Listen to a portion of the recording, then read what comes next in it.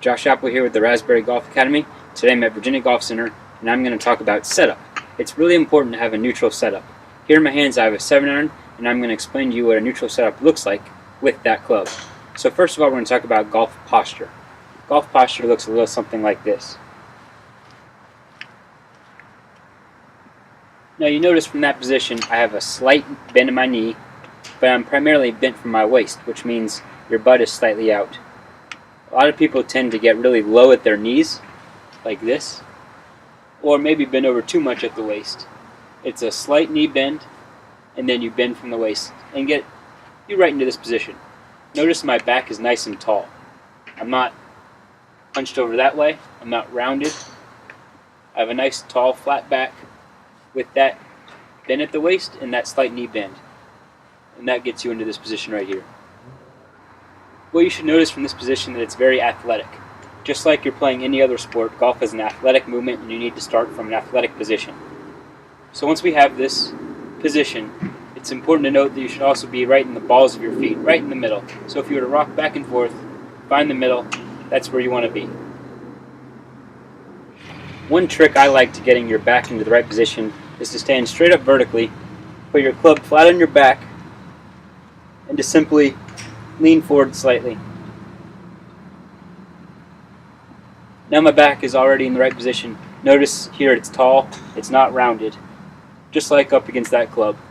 Now that we have proper golf posture and that we have our weight right in the middle of our feet, it's important to note alignment. Here you can see I have a stick.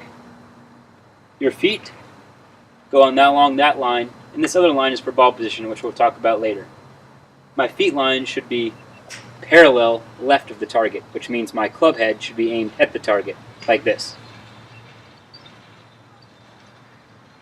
Some people make the mistake of aiming their feet at the target, which would actually make your club aimed right at the target. From this angle you can see I have a ball position that's right in the middle of my feet. This would be considered a back ball position.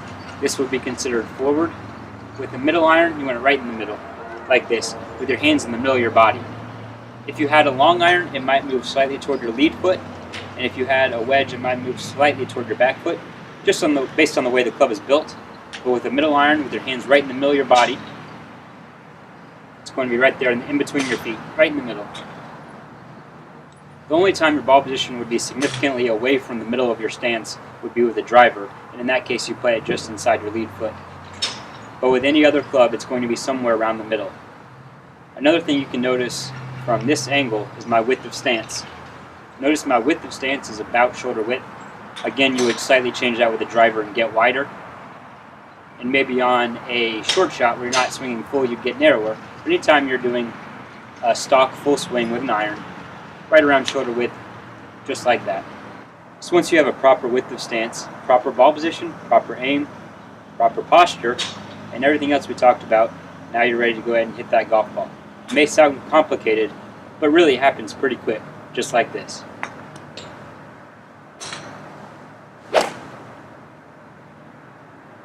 All that gets you in the proper position and ready to swing. I'm Josh Apple, that's your tip of the day.